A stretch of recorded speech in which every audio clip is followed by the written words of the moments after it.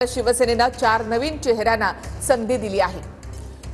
तर अनेक आपण मराठवाड्यात 6 जणांच्या गळ्यात मंत्रिपदाची माळ पडली आहे। संजय शिरसाट, अतुल सावे, मेघना बोर्डीकर।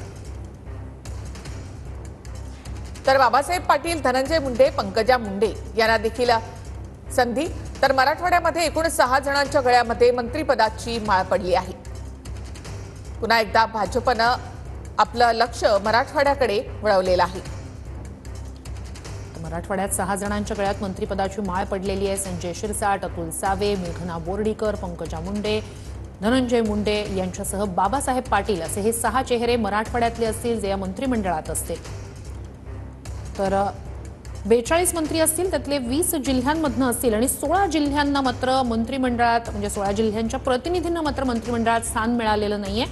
तर विदर्भ आणि पश्चिम महाराष्ट्राचं प्राबल्य या मंत्रिमंडळ विस्तारात पाहता येत आहे। 9 जण असतील विदर्भातनं जे मंत्री होतील, पश्चिम महाराष्ट्रातनं 10 जणांना मंत्रिपदाची संधी मिळाली आहे। तर नव्या जुन्यांचा मेळ यामध्ये साधण्यात आलेला आहे, आपण इथे पाहतोय। तर शिंदे गटाकडनं 11 आमदारांना मंत्रिपदासाठी या संधी देण्यात आली।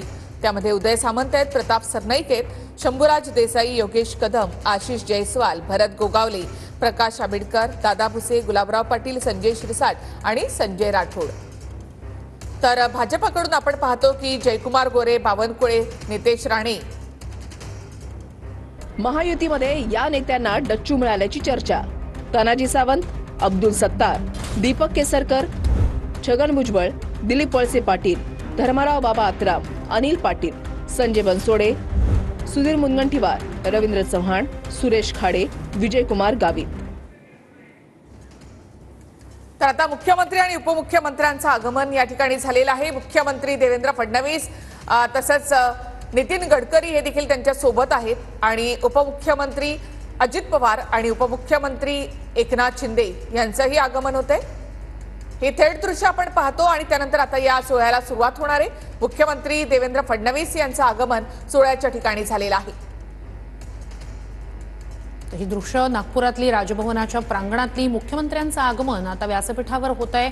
पाठोपाठ राज्यपालांचं सुद्धा आगमन व्यासपीठावर होईल आणि मग या शपथविधी सोहळ्याला सुरुवात होईल।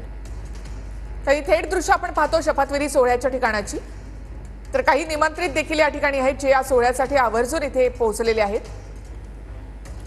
तर मुख्यमंत्री देवेंद्र फडणवीस यांचं आगमन झालेलं आहे। थेट दृश्य आपण पाहतोय।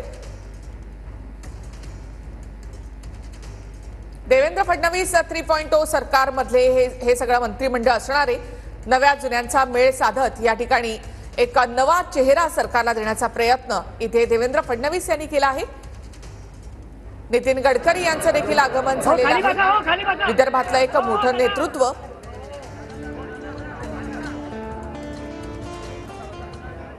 तर नितीन गडकरी या ठिकाणी आसनस्थ झाल्यानंतर देवेंद्र फडणवीस आता व्यासपीठावर गेले आहेत आणि आता राज्यपालांचं आगमन झाल्यानंतर शपथविधी सोहळ्याला सुरुवात होईल।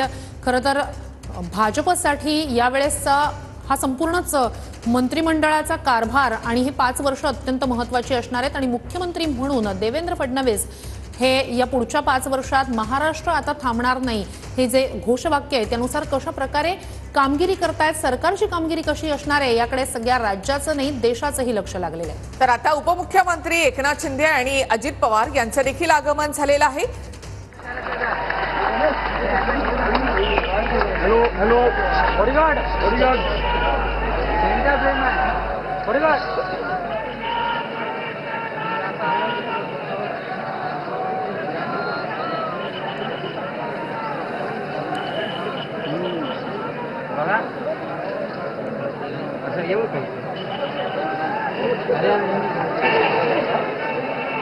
तर मुख्यमंत्री देवेंद्र फडणवीस आणि उपमुख्यमंत्री अजित पवार आणि उपमुख्यमंत्री एकनाथ शिंदे।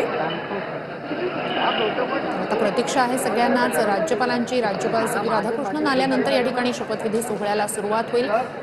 मुख्यमंत्री, दोन्ही उपमुख्यमंत्री मंत्रिमंडळ विस्ताराआधी हास्य विनोद करताना दिसत आहेत। 2.5 वर्षांच्या फॉर्म्युलावर त्यांच्यात सध्या तरी एकमत झाल्याचं वक्तव्य अजित पवारांनी केलंय। आता कसं असणार आहे 2.5 वर्षांचा त्यांचा हा फॉर्म्युला, नवीन चेहरे देण्याबाबतचा खरं तर लक्ष असेल। तर जे शपथ घेणार आहेत त्यांचे कुटुंबीय देखील या ठिकाणी दाखल झाले आहेत, ते आपण पाहतो इथे।